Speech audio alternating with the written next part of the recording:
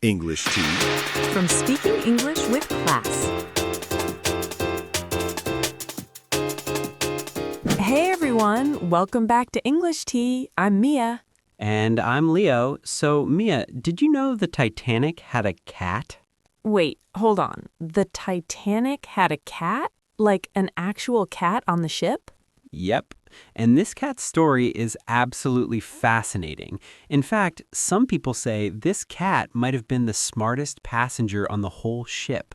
Okay, now you've got my attention. So what happened? Tell me everything. Well, that's exactly what we're going to talk about today, the incredible true story of the Titanic's ship cat. And while we're at it, you're going to learn how to ask for details and keep a conversation going in English. Because let's be honest, when someone tells you an interesting story, you don't just sit there quietly, right? You want to know more. Exactly. You ask questions, you show interest, you keep the conversation flowing. And today, we're going to teach you exactly how to do that like a native speaker. So grab your tea, get comfortable, and let's dive into this amazing story. All right, so let me set the scene for you. It's 1912, and the Titanic is getting ready for its maiden voyage. Maiden voyage? That means the first trip, right? Exactly. The very first journey of this massive, supposedly unsinkable ship. Okay, got it. So what about the cat? When does the cat come in? I'm getting there. So the Titanic had a ship cat named Jenny. Now, ship cats were actually super common back then. Wait, hold on. Why did ships have cats? Was that like a thing? Great question. Ships had cats to catch rats and mice, because on long voyages you'd have all this food stored below deck, and rats would be a huge problem. Oh, that makes total sense. So Jenny was basically the ship's pest control. Exactly. She was part of the crew. She had an important job. Okay, so tell me more about Jenny. What did she look like? Did people like her? From what we know, Jenny was a black and white cat, and yeah, the crew loved her. She'd walk around the ship, hang out in different areas, doing cat things. So what happened next? Did Jenny stay on the ship for the voyage? That's where it gets interesting. So just before the Titanic was about to leave Southampton, that's the port in England where it departed from, something unusual happened. Wait, what happened? Don't leave me hanging. Jenny, who had been living on the ship for weeks during preparation, suddenly left the ship. She left? Like, she just walked off? Not just walked off, she apparently carried her kittens off the ship one by one. Hold on, she had kittens? Nobody mentioned kittens. I know. Plot twist. Jenny had recently had a litter of kittens on the ship. Okay, so let me get this straight. Jenny had babies on the Titanic, and then right before it sailed, she took them all off the ship? Exactly. One by one, she carried each kitten down the gangway and off the ship. That's so strange. So what happened after that? Did anyone try to bring her back? Well, here's the thing. There was this crew member, a stoker, named Jim Mulholland. Wait, what's a stoker? Good question. A stoker was someone who shoveled coal into the ship's furnaces. It was a really tough job. Got it. So this guy, Jim, what about him? So Jim Mulholland saw Jenny leaving with her kittens, and he thought it was really weird. Like, why would the cat suddenly abandon ship right before departure? Yeah, that is weird. So what did he think it meant? He apparently told his fellow crew members that it was a bad sign. Like, if the cat's leaving, maybe we should too. No way. So did he actually leave the ship? He did. Jim Mulholland decided not to sail on the Titanic because of Jenny leaving. Seriously? He gave up his job because of a cat? Yep, and you know what? That decision saved his life. Oh my God, so he didn't go down with the ship. Wait, but what about Jenny? Did she survive? Well, Jenny left before the ship sailed, so yeah, she and her kittens survived. That's incredible. So let me make sure I understand this. The cat somehow knew the ship was dangerous, left before it sailed, and one crew member was smart enough to follow her lead? That's the story, and it's documented in historical records. This is wild. But wait, I have so many questions. How did the cat know? Do cats have some kind of sixth sense? That's what a lot of people have wondered. Some people think animals can sense danger that humans can't. Like they can feel vibrations or something? Maybe, or maybe it was just a coincidence. We'll never really know for sure. Okay, but here's what I want to know. Did other people notice the cat leaving? Did anyone else think it was suspicious? That's a great question. From what we know, Jim Mulholland wasn't the only one to notice, but he was apparently the only crew member who actually decided to quit because of it. So other people saw it but just ignored it? Pretty much. I mean, think about it. You've got this brand new ship, the biggest, most luxurious ship ever built. Would you really quit your job because a cat left? I guess not, but still, it's such an eerie coincidence. It really is. And you know what makes it even more interesting? What? Tell me. There are actually lots of stories throughout history of animals sensing disasters before they happen. Really? Like what? Well, there are stories of dogs acting strangely before earthquakes, birds flying away before tsunamis, animals leaving areas before volcanic eruptions. That's fascinating. So maybe Jenny really did sense something.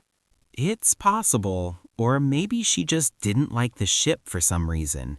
Maybe it was too noisy, too crowded. True. Cats can be pretty picky. Right, but the timing is what makes people wonder. Okay, so let me ask you this. What happened to Jim Mulholland after he left the ship? Did he ever talk about it? Great question. Unfortunately, we don't have a ton of detailed information about what happened to him after. Wait, so we don't know if he ever told his story publicly? There are some records that he talked about it, but not a lot of detailed interviews or anything like that. That's too bad. I'd love to know what he thought when he heard the news about the Titanic sinking. Right. Can you imagine? You quit your job because a cat left the ship, and then days later you hear that the ship hit an iceberg and sank. That must have been such a surreal moment. Like, I can't believe I almost died. And all because he paid attention to a cat. This story is giving me chills. Okay, but I have another question. Were there other animals on the Titanic? Oh, good question. Yes, there were actually quite a few animals on board. Really? Like what kind? Well, some wealthy passengers brought their dogs. There were at least 12 dogs on the Titanic. 12 dogs. Wow. So what happened to them? Did they survive? Sadly, only 3 dogs survived. Oh no, that's so sad. How did 3 survive? They were all small dogs that their owners were able to carry into the lifeboats. Wait, so people brought their dogs into the lifeboats? Yeah, the 3 that survived were small enough to hide or carry, 2 Pomeranians and 1 Pekingese. Let me get this straight. These tiny dogs made it, but most of the people didn't? I know, it's heartbreaking when you think about it. It really is. So what about the other 9 dogs? What happened to them? They went down with the ship, along with other animals that were on board. There were more animals? Yeah, there were chickens and I think some other birds. They were being transported to America. This is getting more and more tragic. Okay, let's go back to Jenny. Do we know where she went after she left the ship? That's another mystery. We don't really have records of what happened to Jenny after she left. So she just disappeared into history? Pretty much. She did her job, had her kittens, sensed danger, left the ship, and then we lose track of her. That's kind of poetic in a way. Like she saved herself and her babies, and maybe saved Jim Mulholland too, and then just faded away. Exactly. She became part of Titanic legend. Speaking of legends, do people still talk about Jenny today? Oh yeah, she's pretty famous in Titanic history circles. There are articles about her, mentions in books about the Titanic. So she's like the most famous ship cat ever? Probably. I mean, how many other ship cats do you know by name? Fair point. So let me ask you something else. Did sailors believe in superstitions about animals back then? Oh, absolutely. Sailors were incredibly superstitious. Really? What kind of superstitions? Well, cats were actually considered good luck on ships. That's one reason why ship cats were so common. Wait, so cats were good luck, but Jenny leaving was bad luck. Exactly. It's like having a cat on board is good, but if the cat leaves, that's a bad sign. That makes sense. So what were some other sailing superstitions? Oh, there were tons. Like, it was considered bad luck to sail on a Friday. Did the Titanic sail on a Friday? Actually, no. It left on Wednesday, April 10th, 1912. Okay, what else? Well, sailors thought it was bad luck to bring bananas on a ship. Bananas? Why bananas? There are different theories. Some people say it's because bananas would spoil quickly and attract insects.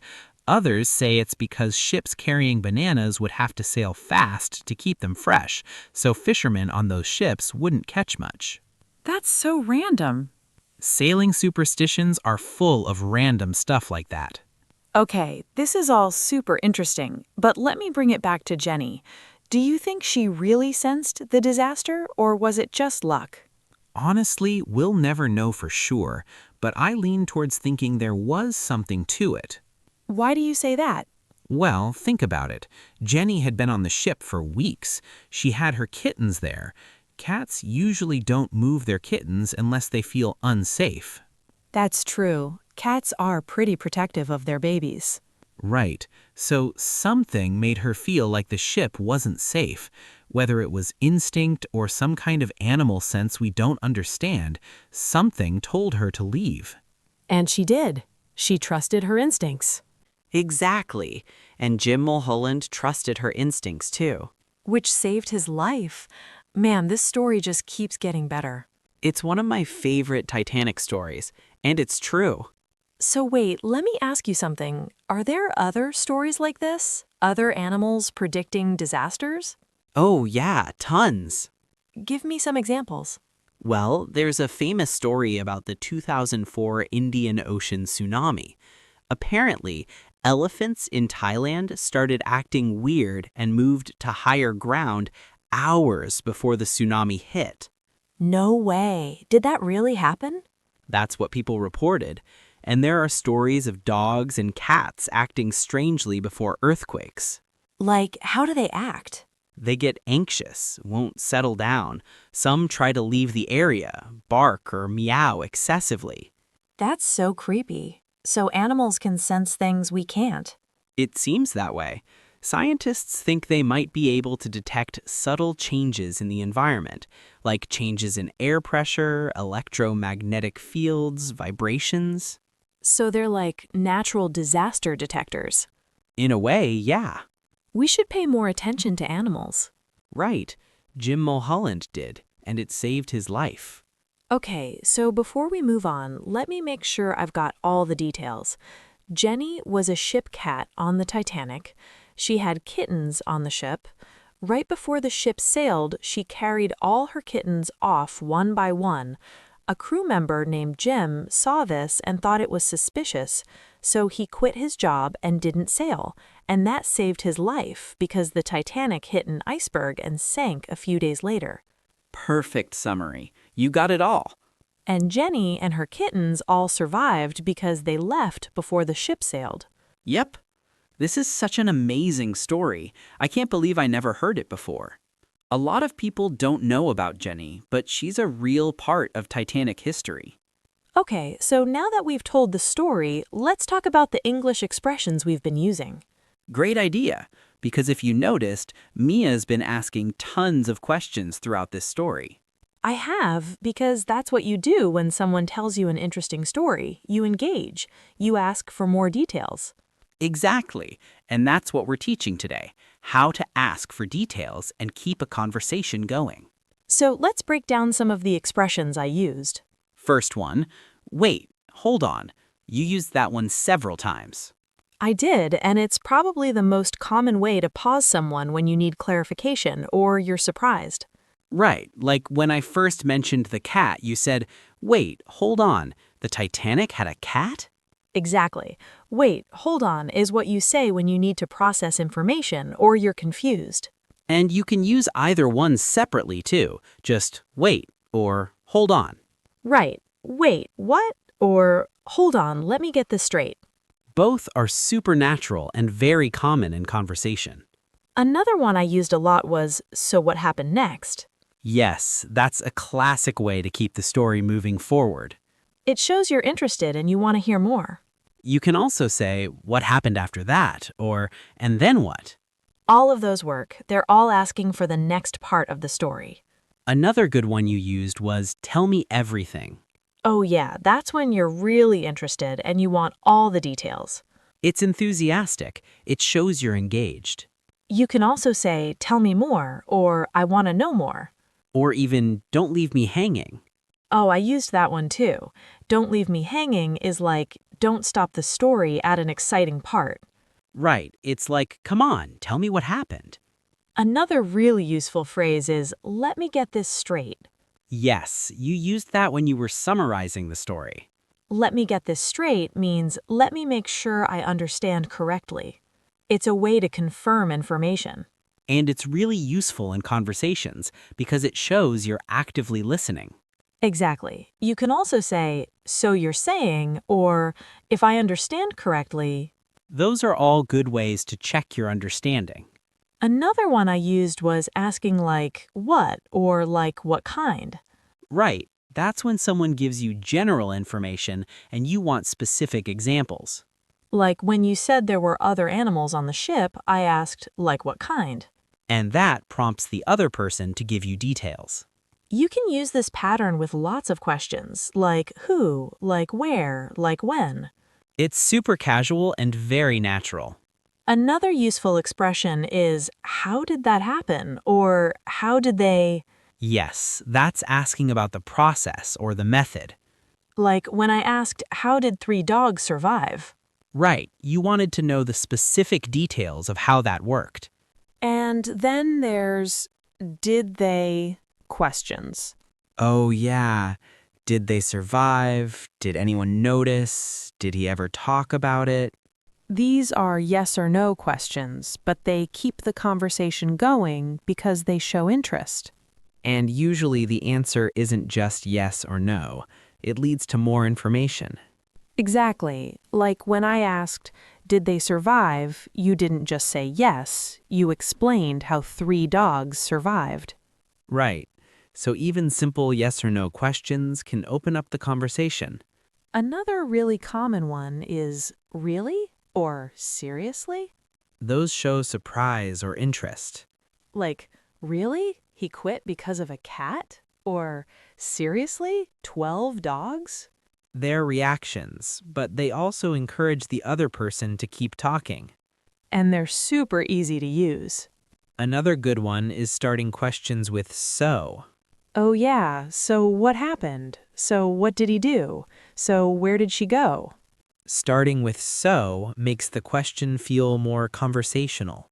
It's less formal than just asking what happened. It's like you're continuing a thought. Exactly. And then there's, okay, but when you want to ask something that might challenge what was just said, or when you want to dig deeper. Right. Like, okay, but how did the cat know? It's a polite way to question something or ask for more explanation. And you used let me ask you something or let me ask you this several times. That's a good way to introduce a new question, especially if you're changing the subject a bit. It signals that you're about to ask something. And it keeps the conversation organized. Now, let's do a quick role play so you guys can hear how these all work together in a natural conversation. Good idea. Okay, Leo, tell me about your weekend. Well, I went hiking on Saturday. Oh, cool. Where did you go? Up in the mountains, about 2 hours north of here. Nice. So how was it? Was it crowded? Actually, it was pretty empty. We only saw like 5 other people the whole day. Wait, who did you go with? Oh, I went with my friend Dave. Got it. So what happened? Did you make it to the top? We did, but it took longer than we expected. Really? How long did it take? About 4 hours. 4 hours. That's a long hike. So what did you do when you got to the top? We had lunch and took some photos. The view was incredible. That sounds amazing. Okay, but here's what I want to know. Were you sore the next day? Oh my God, so sore. I could barely walk on Sunday. And scene. Perfect. Did you guys hear how I kept the conversation going? Yeah, you used where, so how was it? Wait, so what happened? Really? Okay, but here's what I want to know. All natural conversation patterns. And it makes the conversation feel engaged and interesting. Exactly. Nobody wants to talk to someone who just sits there and doesn't respond. Right. Asking questions shows you're listening and you care. And it makes the conversation flow naturally.